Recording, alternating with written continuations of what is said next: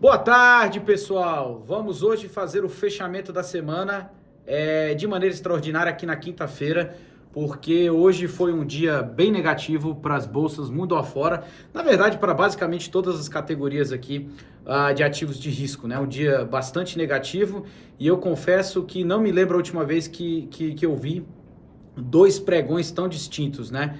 Ontem com um movimento muito acelerado de forma positiva e hoje realmente aqui só para ter uma ideia, a Nasdaq teve o pior pregão do ano, o S&P pior pregão do ano e Dow Jones também, né? A nossa bolsa brasileira que via como uma das principais, uma das únicas, na verdade, positivas, ela está basicamente entrando já no negativo, zero, alguma coisa está no 0 a 0, tamanho aí venda que está tendo no mercado de maneira global, né? Então, se a gente pegar os principais pontos aí da semana, lembrando que a gente está fazendo o fechamento na quinta, quais são os principais destaques, né? Acho que o primeiro e principal deles, o da quarta-feira, a gente teve a chamada super quarta, que foi o movimento tanto do Fed quanto aqui do Copom. Principalmente, acho que o Fed é o que vem ditando os movimentos do mercado e que vai continuar ditando os movimentos dos mercados daqui para frente, né? Aqui no nosso Copom aumentou, como já previsto, em 1% a taxa de juros para 12,75, aí tem várias interpretações da mensagem, se vai aumentar mais 1% ou 0,5%, deixou realmente em aberto para junho, não cabe a gente aqui ter esse tipo de previsão. A gente sempre faz as análises para investir no longo prazo, né? Então esse impacto aqui, no nosso entendimento, o juros já está chegando num patamar, acho que bem elevado aqui no Brasil, para depois trilhar um caminho, claro, a gente tendo uma normalidade, a economia vem melhorando aí de forma gradativa, tomou um baque muito maior por impacto internacional, mas a gente ainda vê bastante oportunidade aqui no Brasil, né? Que também a gente precisa observar a questão do ano eleitoral. O principal ponto vindo lá de fora, claro, o movimento do Fed, o pessoal esperava aí, todo mundo, a gente aqui também, uma mensagem um pouco mais dura do Fed, mas eu entendo, acho que totalmente compreensível. Ontem realmente foi uma das melhores reuniões do Fed, no meu entendimento, tá? Principalmente em termos de movimento e como o Fed vem interpretando o movimento da inflação, tá? Primeiro ponto, o Fed aumentou em 0,5 ponto percentual a taxa de juros lá nos Estados Unidos, já deu um indicativo que vai ser mais meio na próxima reunião, que por enquanto o ponto 75 está fora de cogitação como o mercado vinha previndo, e a interpretação ontem foi muito positiva, principalmente para categorias de ativos de tecnologia, né, que tem um fluxo de caixa mais à frente, teve uma performance muito acelerada, muito positiva, assim também como o próprio dólar caiu bem forte ontem, em torno de 2%, se eu não me engano. Tá? Então, basicamente, a interpretação do Fed é a seguinte: começa a mostrar que está atingindo um pico inflacionário lá nos Estados Unidos. E também puxando aqui a interpretação para os resultados corporativos, parece que esse é o caminho, tá? Porque as empresas estão começando a mostrar resultados aí não tão satisfatórios. A grande maioria, principalmente das grandes empresas, algumas big techs, estão tendo resultados distintos. Poucas empresas estão tendo resultados satisfatórios e a maioria sendo impactada diretamente por esse processo inflacionário e de juros. Então parece que a inflação está atingindo seu pico, só que essa palavra que eu acabei de usar, parece, ela é muito ruim para o mercado, e essa queda generalizada hoje, né, a Nasdaq caiu 5%, mais de 5% hoje, e basicamente essa queda, a interpretação do mercado é a seguinte: eu não tenho previsibilidade nenhuma, então é melhor vender, ao invés de pagar para ver com esse risco no curto prazo, lembrando que a grande maioria dos fundos são fundos aí de curto prazo, tá? Fazendo movimentos táticos de curto prazo. Então, essa oscilação está muito ligada à imprevisibilidade. Por que imprevisibilidade? Porque, em resumo, o Fed não tem 100% o controle da situação.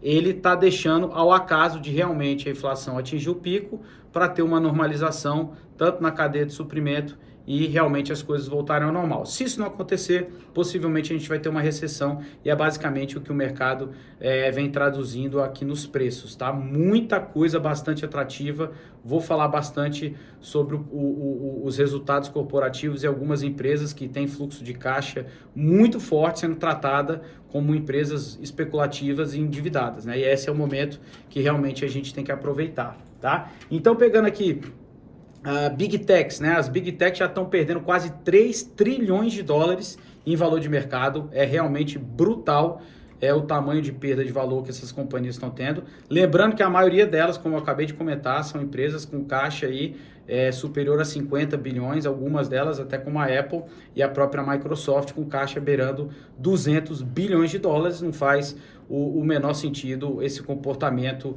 de queda generalizada, elas serem tratadas como empresas de grande crescimento e muito dependente de financiamento, tá? Pegando alguns movimentos aqui, resultados, né? A gente teve resultados da semana, destaque aqui Brasil XP, né? A XP soltou um resultado que foi um pouco abaixo das expectativas do mercado, a ação acabou sofrendo aí uma queda de 13% ontem, hoje caiu mais um pouco. Em resumo, a ação da XP está em torno de 23% abaixo do preço do IPO, tá? A gente aproveitou inclusive esse movimento, a gente zerou a posição em BTG para comprar XP no lugar por uma simples razão de qualidade, preço e alta previsibilidade, ou seja, a margem de segurança é altíssima para comprar XP. Alguns números, né? A receita da XP em 2019 foi de 3,6 bi e previsto para fechar o ano em 15 bi, ou seja, nós estamos falando de 4 vezes e um pouquinho mais de multiplicação de receita e o valor de mercado abaixo do valor do IPO em dezembro de 2019, ou seja, não faz sentido nenhum. A gente tem um upside aí com uma margem de segurança muito elevada, olhando para frente, por isso que a gente fez essa troca.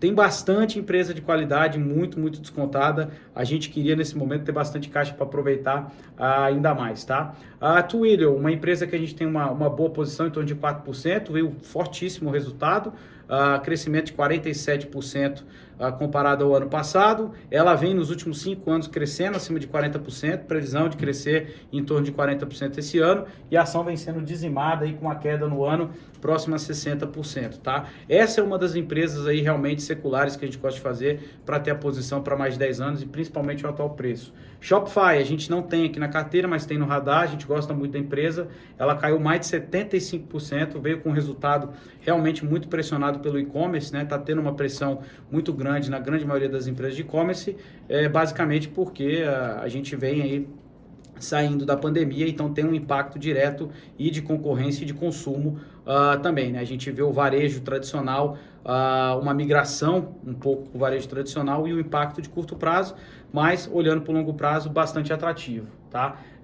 Block também, né? A antiga Square saiu o resultado hoje, top e o bottom line um pouco impactado, veio levemente abaixo do esperado, mas a ação já vinha apanhando demais, a gente que pegou ela praticamente na bacia das almas, aí caiu 10% hoje, muito atrativa, basicamente aqui no preço que a gente comprou, né? Ela voltou, ela chegou a subir e voltou, muito atrativa, e também uma das empresas aí com crescimento muito acelerado para os próximos 5, 10 anos, uma das grandes líderes, tanto na parte de digital wallets, como também na parte de pagamentos digitais e em cripto também, tá? Mercado Livre que a gente tinha aqui, a gente acabou fazendo uma substituição há um tempo atrás por conta dessas oportunidades que acabam aparecendo, né? Mas veio com resultado positivo hoje, uma das poucas empresas de e-commerce, também ela vai muito além do e-commerce, acho que já falei isso em alguns vídeos aqui, mas o resultado também do e-commerce é bem melhor aqui do esperado, ela que já tinha sido impactada até de forma negativa no resultado do trimestre passado, tá? Na parte de cripto, a gente teve a Coinbase, né, que desistiu aí de fazer a negociação com a 2TM, né, que é a holding que controla o mercado Bitcoin, então ela deixou, preferiu não fazer o negócio com o mercado Bitcoin e anunciou já de cara que não faria o negócio e que está abrindo uma operação local, tá? Aqui como os recados finais, o que eu queria deixar, né? Lembrando, hoje foi um dia de muita penalização, normalmente o investidor pessoa física fica muito retraído nesses momentos, toma a decisão mais emocional de vender, quando deveria ser o contrário, tá? Saiu até uma pesquisa muito bacana do BTG, como mostra que a grande maioria do fluxo de pessoa física é vendedor, quando deveria ser comprador, né? E acaba comprando muito mais na euforia e na emoção, como eu disse, tá? Então, assim, de novo, para ser chato, repetitivo, é realmente a maior oportunidade que a gente vê, principalmente no mercado acionário americano e de tecnologia, desde 2008, tá? A gente não via patamares de preço assim tão atrativos desde 2008, e para o investidor de longo prazo tem realmente um ganho excepcional para quem tiver paciência, e é assim que a gente deve investir quando a gente investe em ações, tá? Só que acho que acho que o ponto aqui que tem, né, da gente ver tudo vermelhinho ali na tela, como a gente está vendo, é muito essa questão da imprevisibilidade, mas também aqui ouvindo investidores de fora, conversando com muita turma, a gente começa a ver o seguinte discurso que a gente concorda 100%, que é o seguinte: a gente não sabe realmente se vai continuar caindo, ou até quando vai continuar caindo, ou se até amanhã mesmo o mercado pode começar a retomar. Ou seja, tem uma incerteza muito grande. Porém, tem uma certeza e um fato voltado ao fundamento, é que as empresas estão no patamar muito atrativo e esse é o momento que a gente tem que ser comprador e não vendedor. Beleza? É isso. Não é ótimo final de semana porque é quinta, mas vamos torcer para sexta-feira ver se a coisa melhora. Valeu, um abraço.